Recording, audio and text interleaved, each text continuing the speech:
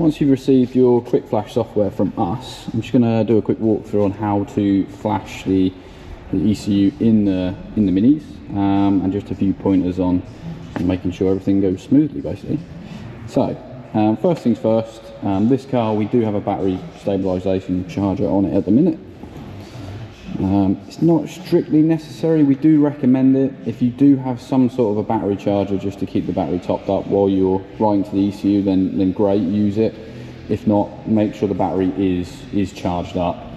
You know, you can do that obviously by going for a drive in the car for a bit, or just running it for half an hour or so before you sort of take this on. So right, once that's done, we'll dive quickly into the software. So once you've downloaded it and installed it on the Windows computer, and we're going to open up a folder like this, we've got our Ethernet cable, which on this laptop is connected directly into an RJ45 port. If you haven't got that, that's fine. You can just put the adapter into a USB outlet on the laptop. It will have the same effect. Okay, so let's dive into the software. So we're going to load up this. So you've got MEVD1723 quick flash. Load that up here. Maximize it so we can see. Okay, right, we're going to leave that there, and then we're going to power the car on. So when we're writing to a module in a car, what we want to do on the Minis, hazards on, ignition on, let everything boot up. We're going to make sure, because we don't want to use, especially if you've not got a battery charger, we want to reduce the kind of the amp loading of the car. So we're going to turn the heater off. We're going to make sure the headlights are off, no heated seats are on, lights are off, etc, etc. So that, and we're also going to fasten the driver's seat belt. Another point to mention here is, if you are sat in your car and you start flashing ECU and you then decide to get out of the car, you open the driver's door, there's a good chance the dashboard will go to sleep. So whatever state you've got the car in when you start writing to the ECU, leave it like that. Don't open any doors, close any doors or anything like that. Just leave the car as it is. Okay, going back onto the software. So you're presented here with some tabs across the top. So you've got flash, read, PSDZ tool, diag, and tool. So all we're really interested in at the minute is going to be the flash and read. The PSDZ tool, we're probably not going to need to worry about that, to be honest, because that's more to do with basically getting an original file for your car from an ESYS database. Diag and tool we can have a look at briefly in a sec, but first of all we're going to go down to the bottom left where it says auto connect, and we're going to press that. Okay, so unable to connect. Okay, so this is a good example. So we've got no connection to the car, so the first thing I'm going to do is just make sure that's good. Okay, so that may have not been in the laptop quite right, so we'll try that again. There we go. Right, so we are connected now, and it's automatically done an ID of the ECU. And we'll just do that again just to show. So we've got top right, we've got identify, which identifies the engine control unit, and load bin at the top there. So we're going to hit identify, and there we go. It's the exact same thing it did when we just plugged it in. So we're then gonna, for our purposes, we're just going to save that. So Control C, Control V. We're just going to save that in a notepad. Okay, just put that somewhere on your computer, because we'll need that identification, these identification numbers, for doing a tune file for you. So I'll close that down for now. Yeah, that's fine.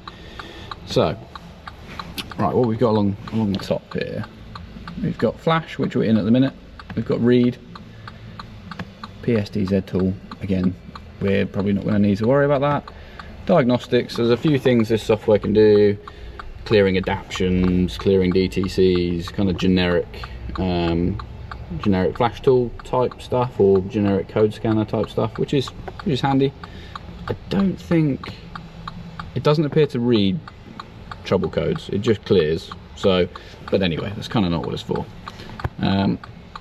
In the tool section, we've got options to back up coding, restore coding, view the flash counter, check some verification, number check, and factory software. We're not too interested in that, to be fair, at the minute. So we're going to go on read. So we want to download the data off this ECU and then send it over to us, and then we can obviously send back the file you've requested. So we're going to hit identify. Yeah, it's done that ID for us again. We don't need to save that again. That's the exact same as what we had on the first screen over here. Not too worried about that. And then we're going to go down bottom right where it says virtual read. And click on that. Now, if you're lucky, what it will do is download a file off the database, and you'll save it, and that's the file you send to us, which we then edit and then send back to you. This car is not like that. For some reason, it's a Challenge 210. It's on software which is on no database, it would seem. So if that does happen to you, you'll just need to send us the ID of the ECU. Hopefully we'll have a file on the server. If not, then worst case scenario, we may need to do a bench read of your ECU, but we cross that bridge when we get to it. So flashing. So we've already got software for this car. We've done heaps of stuff with this. So I'll show you the flashing routine on this. So once you've got a file back from us, we're going to go up the top right, load bin. Okay, you're going to pick the file that we've sent you. So on this, I'm just going to pick this one. Now the first time you're going to flash the ECU, down here we've got 3 options. We're not going to touch these, to be honest. We're not going to get into patching the EWS. We've not tested that. We've got flash tune, flash full, or restore.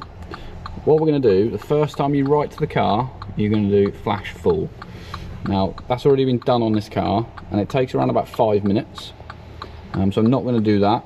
What I'm going to do is just do a flash tune.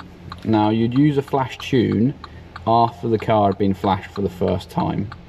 So any changes to the software or any updates that we've done and sent over to you, if you flash the car before this, it's just flash tune. So I'll hit flash tune, and we'll watch it go through. It should take around a minute, just under a minute to do this.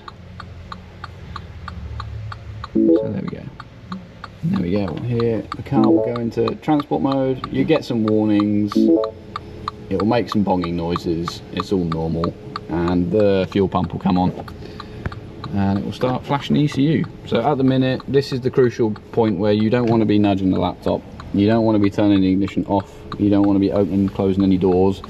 You just kind of stand back, let the laptop do what it's doing, and let it just flash the ECU. So this process is pretty quick.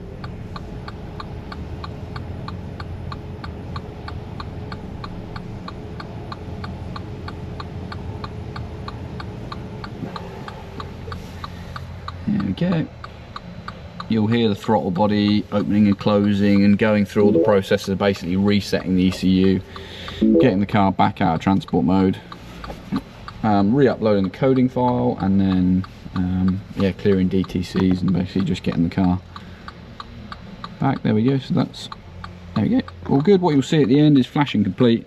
Please turn off the car for 30 seconds. So yeah, do that, let the car go to sleep. So yeah, 30 seconds off, turn your hazards off, unplug your seatbelt, and then yeah, go and enjoy.